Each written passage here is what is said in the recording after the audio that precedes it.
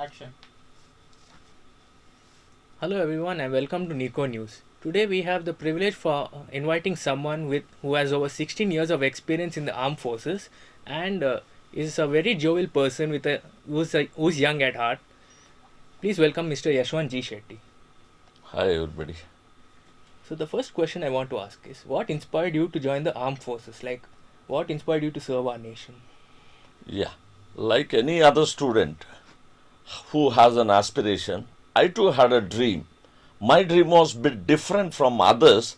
I always was staring at the sky height all the time. Even when I was a student in Aloysius, I was looking at the sky. And because of this NCC, I got an opportunity to join the NCC Air Wing. And through that, I got an opportunity also to become a pilot, a glider pilot. I was flying these gliders in Mysore Airport, Mandakalli Airport. Then it was not an active field. But when I got my glider solo, the 49 sortie was my glider solo. Then I kept on flying again for another 20 sorties. And when I came back to Mangalore with my wing and license, the then NCC officer here in Mangalore, he said, "Why you don't wish to fly the steel birds?" That was the day I think I started. Whenever I opened the book, I was only finding the noise of aircraft flying and the pictures of aircraft. And that actually moved, that became a passion to me, and that drove me down to join the Indian Air Force. Yes. So how was the feeling when you first entered the glider solo pilot which you mentioned? No, there was nothing because I was always fascinated towards this flying bird in the sky.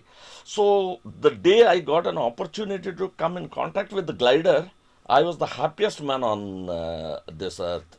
And MS Chandran sir was our glider pilot, glider trainer, who was a very renowned person from gliding wing.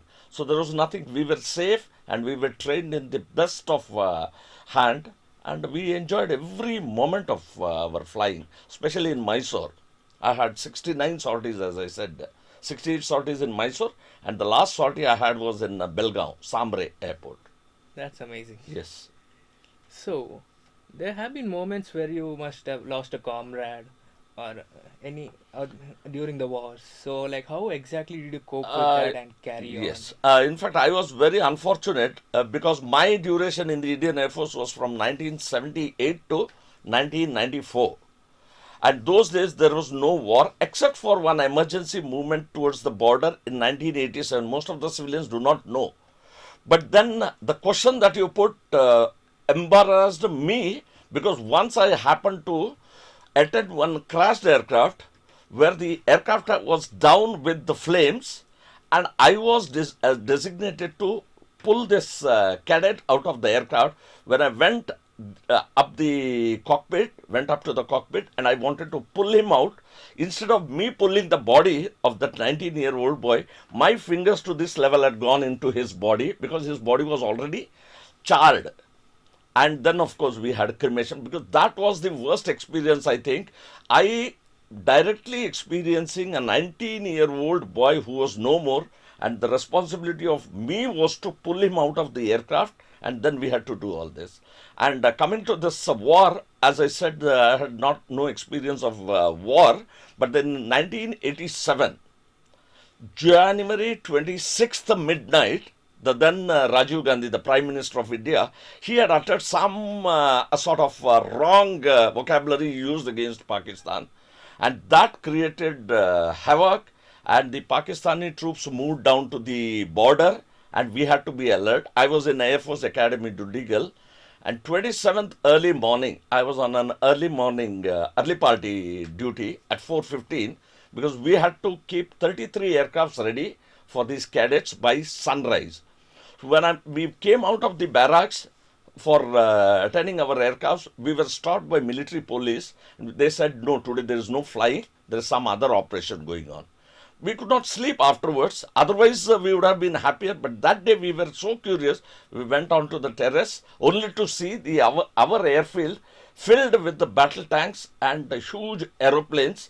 In the night, this operation happened, and we were having a sound sleep without even bothering about it. And then By afternoon, my name came into moving towards the border, and 27th night or 28th or 27th intermittent night, we took a flight from Hyderabad at 1:30 a.m. The temperature was 80 degree. I landed in Delhi at 3:20 a.m. It's a winter season in Delhi. The temperature was 2 degrees Celsius. 3:20 I reached. By then they arranged the tea and some snacks. They gave a piece of paper for us to write our proficiency. And by 5 o'clock, one leaking aircraft pulled out of the Palam Museum was made serviceable, and I got an airlift to go to Udhampur.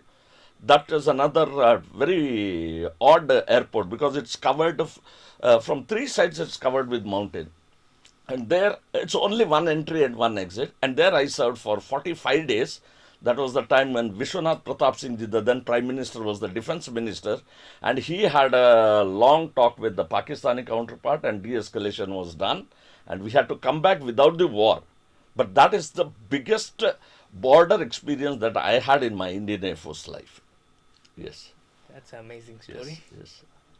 So, speaking of wars, now there's a huge conflict between the Russian and the Ukraine countries, Yes. and then there are border tensions between Pakistan and China.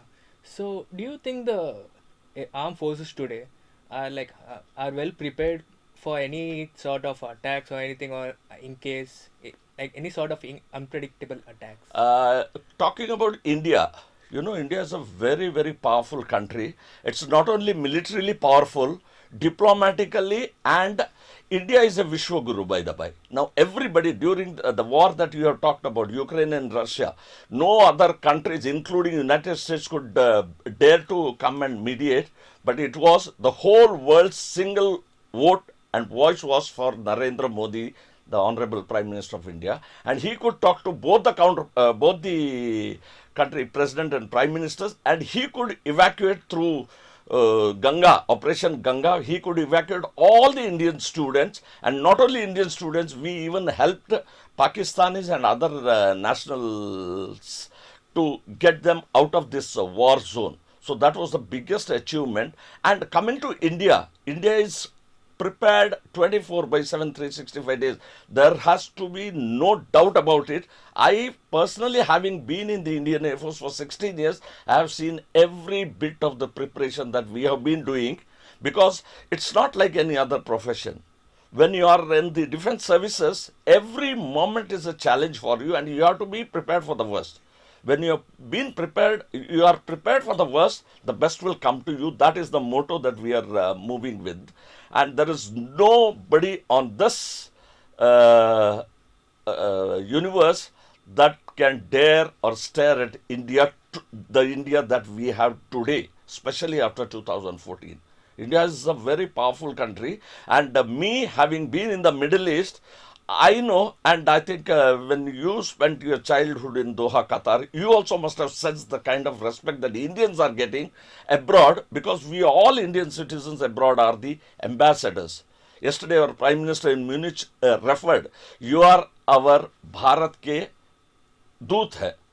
हम तो राजदूत है या politician है, लेकिन हर Indian is a जनदूत है और भारत दूत है. So there is a lot of appreciation and respect for Indians, and we should be very happy about it, and we should always collectively try to add on to this and see India reaching another level and being respected by one and all, whether it is enemy or a friendly country. That is my way of looking at India's power as on today, militarily as well as diplomatically and other relation-wise. Yes. That's Yes. so. You mentioned that you have been in the Middle East. Is it? You mentioned that you have been in the Middle East in Doha, Qatar. Yes. And you were part of the battalion. Battle tank division. Battle tank division over Yes. After I left the Indian Air Force, for 4 years I was in Delhi. I was actually, whatever I am today, that credit should go to one Mr. Steve Eddington, a Britisher, who trained me. Because when I left the Indian Air Force, I was with a zero experience in civil world. It was Mr. Steve Eddington, a Britisher, who trained me for those 4 years. And after which, there was no stoppage in my career growth. But then I got a family status offer in Doha, Qatar, in the battle tank division, and I thought it is the right time for me to be in that service where I was having an opportunity to take my family members. So when you are with the family, whether you are in India, in your hometown, or anywhere else, it doesn't matter. And you know, Middle Eastern pay perks are so high that I could enjoy my 10 years of stay there with my family members. And Battle Tank Division was another experience where I shifted myself from the Indian Air Force to the Qatar Armed Forces or Qatar Army. So I was very fortunate to be exposed to this Battle Tank Division in Doha, Qatar. We had another adventurous 10 long years. That was the time when we had Saddam Hussein's crisis, Kuwait invasion and Saddam crisis. So we were a part of even that. Yes, so I was fortunate, militarily speaking. So, how exactly did you feel when you first stepped foot in a foreign country, knowing that you're going to be there for a long time? In fact, yes, for professional work, I was stepping in for the first time, but otherwise, I had visited many other countries. So there was no, special anxiety about going to a foreign land because I was already. But yes, this time, when I was visiting Qatar, it was for a professional association. So that was something special because I started earning dollars and it was a big money. So that really boosted my financial stability and financial growth. And whatever I am today, that credit should go to Doha, Qatar, which has groomed me to be one among the richer class people, I should say. And I'm happy about it. I'm glad to hear that. Yes. Now, there has been a